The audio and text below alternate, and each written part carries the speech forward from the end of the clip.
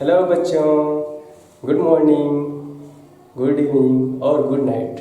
जिस समय भी आप देख रहे हैं अपने हिसाब से कर लीजिएगा, ठीक है। तो हम लोगों ने बिलियन चैप्टर स्टार्ट किया है, लेकिन उसमें हम लोग अभी बेसिक ही सिर्फ देख रहे हैं। क्या देख रहे हैं? बेसिक। तो बेसिक में हम लोगों ने अभी तक देखा परमाणु भार और अनुभार निकालने देखें, ठीक है। परमाणु भार और अनुभार निकालने सीख चुके हैं। आज हम लोग मोल की बात करेंगे, क्योंकि जब तक हम लोग मोल नहीं पढ़ लेते तब तक हम लोग बिलियन सही तरीके से स्टार्ट नहीं कर पाएंगे। तो चलिए आज हम लोग मोल के बारे में बात करते हैं, ठीक है। तो मोल का मतलब क्या होता है? मोल जो वर्ड है, मोल MOLE, मोल, ये लैटिन वर्ड है। कैसा वर्ड है? लैटिन शब्द है जिसका अर्थ ढेर होता है। क्या होता है? ढेर होता है, ठीक है। वैसे मोल अगर देखा जाए इंग्लिश में तो मोल का अर्थ पता है ना क्या होता है? छछूंदर। क्या होता है? छछूंदर। और तिल भी होता है ना, हम लोग लिखते हैं अ मोल ऑन द नोज, ठीक है। तो लैटिन शब्द में इसका अर्थ ढेर होता है। और हम लोग एक चीज और जानते हैं, मोल क्या है? पदार्थ की मात्रा का मात्रक। पदार्थ की मात्रा का मात्रक होता है, ठीक है। अब देखिए, अब हम लोग एक चीज और देखेंगे कि ये मोल क्या है। मोल एक नंबर है। मोल क्या है? एक संख्या है। हम लोग सिर्फ बेसिक बातें करेंगे। क्या करेंगे? बेसिक बातें करेंगे। वैसे मोल पढ़ा जाए तो बहुत लंबा चैप्टर है, लेकिन हम लोगों को जितनी ज़रूरत है बिलियन में उस हिसाब से हम लोग देखेंगे और बनाने की कोशिश करेंगे। तो मोल एक संख्या, और अगर हम एक मोल की बात करें, कितने? एक मोल की बात, तो ये होता है 6.022 इंटू 10⁻23, ठीक है। और जिसको हम लोग एक और नाम से जानते हैं, इसको हम लोग एवोगाड्रो संख्या बोलते हैं। क्या बोलते हैं? एवोगाड्रो संख्या।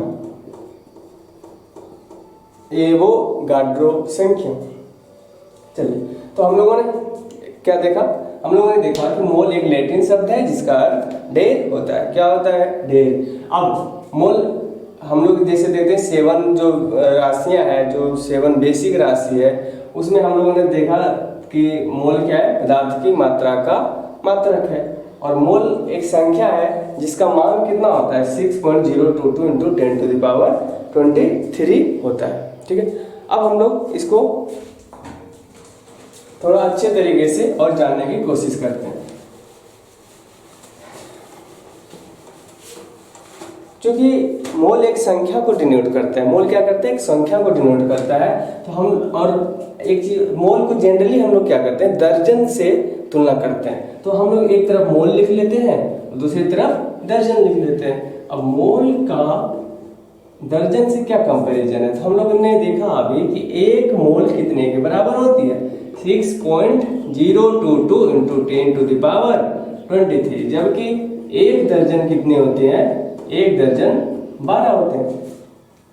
तो जैसे अगर हमसे बोल दे भाई एक मोल केला, तो एक मोल केला कितना होगा? 6.022 इंटू 10⁻23 केला। बट अगर एक दर्जन केला हुआ, कितना हुआ? एक दर्जन केला, तो एक दर्जन कितना केला होगा? 12 केला, ठीक है। एक्चुअली गर्मी काफ़ी है, हम छत पे बना रहे हैं वीडियो, तो थोड़ी देख रहे हो ना, गर्मी ज़्यादा है। अब ठीक है, 12 केला। अगर एक दर्जन सेब बोल दे आपसे, एक दर्जन सेब बोल दे तो कितना हो जाएगा? 12 सेब। तो ये दर्जन पे डिपेंड कर रहा है, 12 दर्जन 12। तो उसी तरीके से जहां भी मोल लिख जाए, मोल मिल जाए, उसका मतलब हो जाएगा इतना। ये इस संख्या को ही हम लोग मोल करते हैं। अगर केला है तो केला आएगा, सेब है तो सेब आएगा, प्रोटॉन है तो प्रोटॉन आएगा, न्यूट्रॉन है तो न्यूट्रॉन आएगा, परमाणु है तो परमाणु आएगा, अणु है तो अणु आएगा, आयन है तो आयन आएगा। बट ध्यान ये रखना है कि जहां भी मोल शब्द आएगा, मोल के लिए हम लोग लेते हैं 6.022 इंटू 10⁻23। जिस तरीके से हम लोग दर्जन के बदले में क्या लाते हैं? 12। अब सेब रहेगा तो सेब, केला रहेगा तो केला, ठीक है, अनार रहेगा तो अनार, आम रहेगा तो आम, ठीक है। तो ये हुई बात इसके कंपैरिजन की। अब हम लोग इसको, ये गर्मी, चलिए, तो अगर हमसे बोला जाए कि 1 मोल ऑक्सीजन है, क्या है? 1 मोल ऑक्सीजन परमाणु, इसका मतलब क्या है? इसका मतलब है 6.022 इंटू 10⁻23 ऑक्सीजन परमाणु। आपसे बोले 1 मोल H2 अणु, H2 क्या है? अणु है, तो हम लोग कितना कहेंगे? 1 मोल जहां लग गया तो मोल के लिए हम लोग मतलब प्रतिबद्ध है कि इतना ही होगा, 6.022 इंटू 10⁻23 हाइड्रोजन के अणु। किसके अणु? हाइड्रोजन के अणु, ठीक है। 1 मोल अगर आपसे बोले H2O के अणु तो आप क्या बोलोगे? 6.022 इंटू 10⁻23 H2O के अणु, ठीक है। आपसे बोले 1 मोल Na+ आयन, तो इसका मतलब कितना आयन? ये हो गया 6.022 इंटू 10⁻23 Na+ आयन। तो हमको ये फर्क नहीं पड़ता कि ये परमाणु के बारे में बोल रहा है, अणु के बारे में बोल रहा है, या आयन के बारे में बोल रहा है। हमको फर्क बस इस बात से पड़ता है कि क्या बोला है। 1 मोल बोला है तो हम मेरे लिए यही संख्या आएगी, ठीक है। अब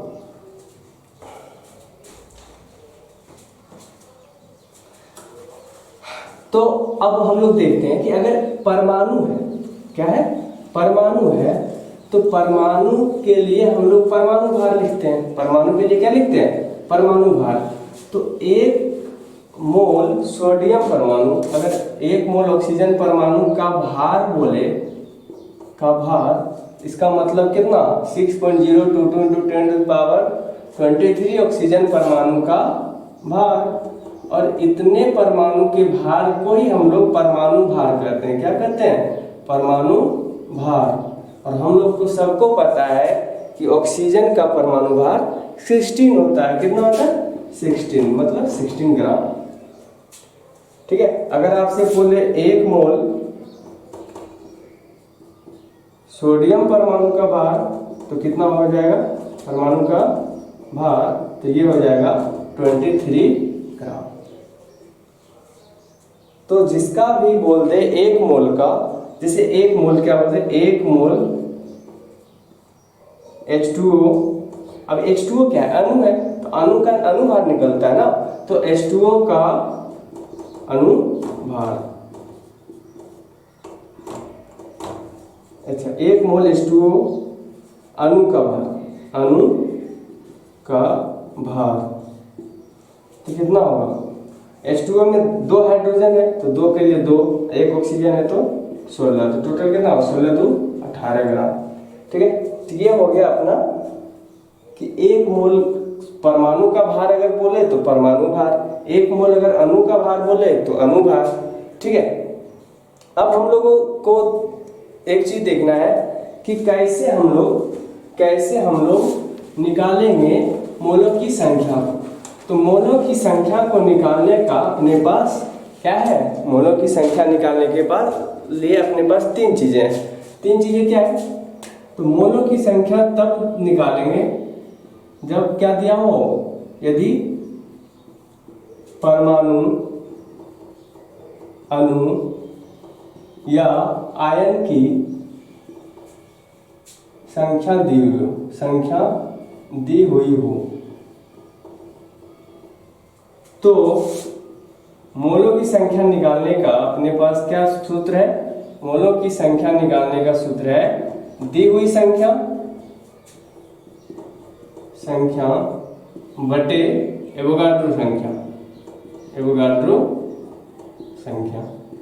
ठीक है, चलिए अब अगर दूसरी चीज है कि दूसरी चीज में अगर हमको क्या दिया हुआ, द्रव्यमान दिया हुआ, परमाणु अणु या आयन का द्रव्यमान दिया हुआ, तो द्रव्यमान अगर दिया हुआ हो तो यदि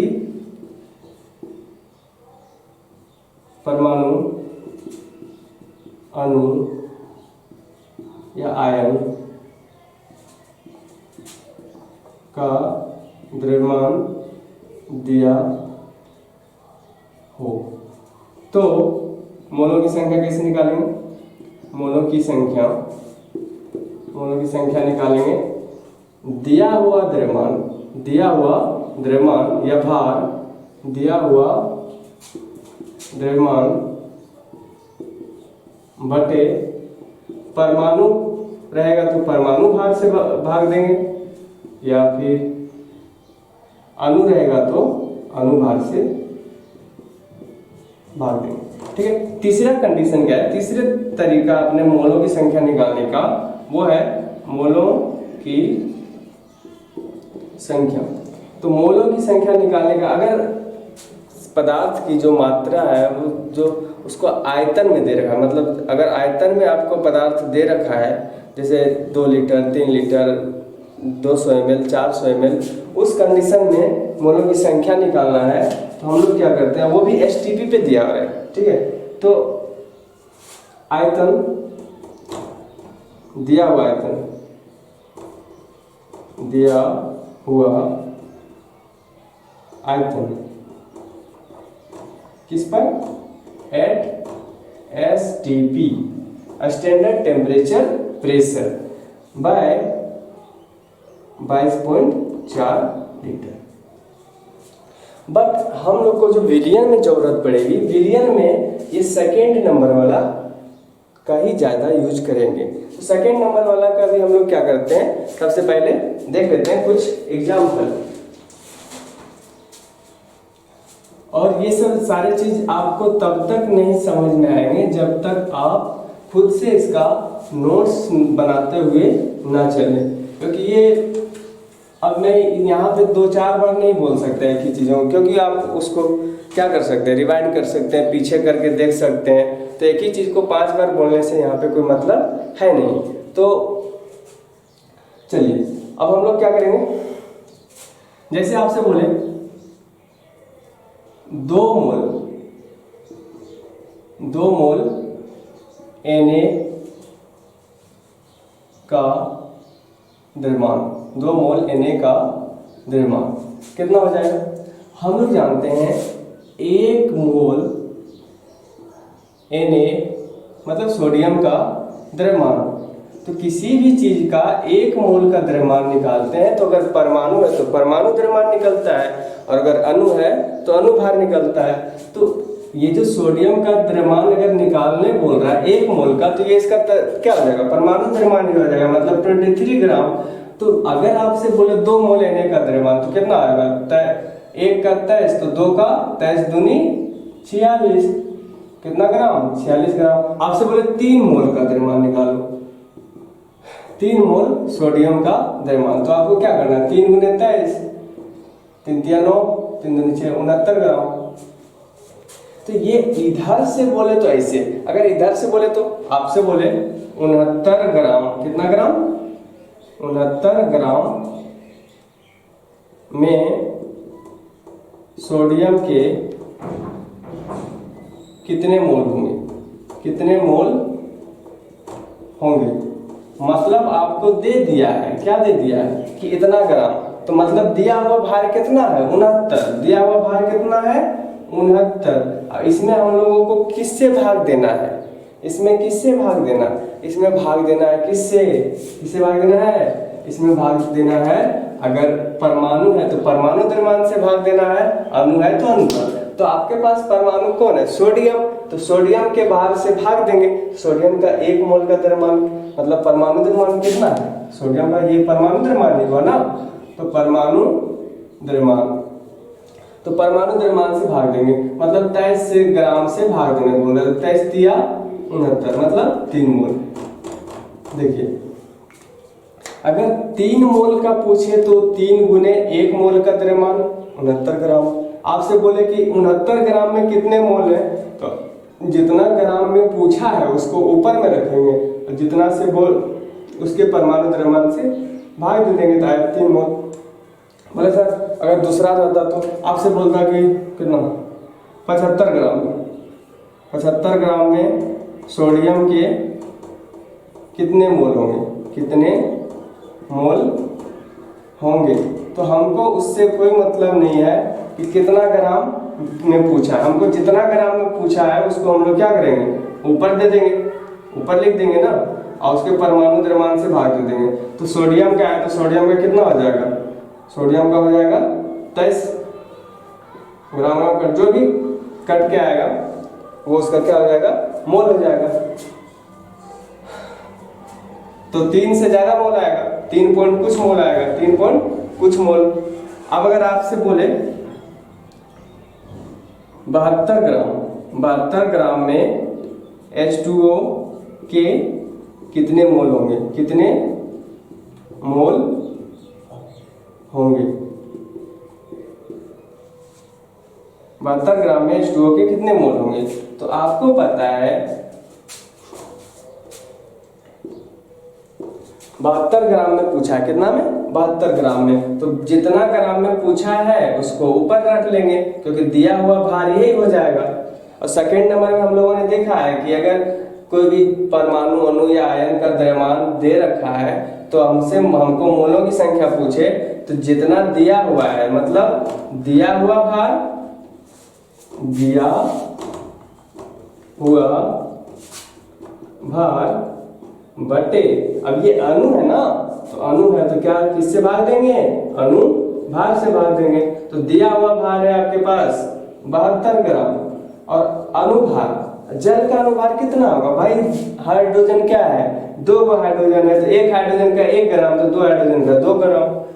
ऑक्सीजन कितना 1 है तो 1 ऑक्सीजन का होता है कितना 16 ग्राम, तो 16 2 18, मतलब 72 बटे 18, 18 6 18 18 72, मतलब 4 मोल।